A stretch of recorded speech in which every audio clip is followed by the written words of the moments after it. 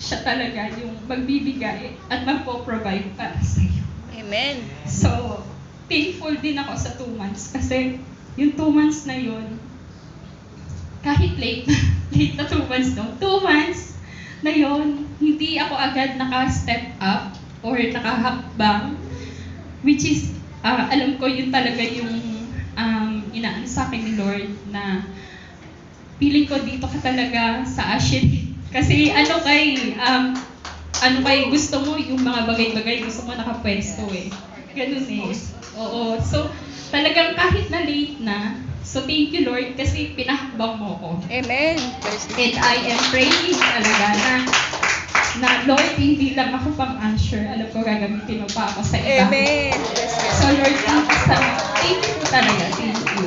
And thank you din Lord kasi sa 2 months na yon nakasama ko yung mga bata.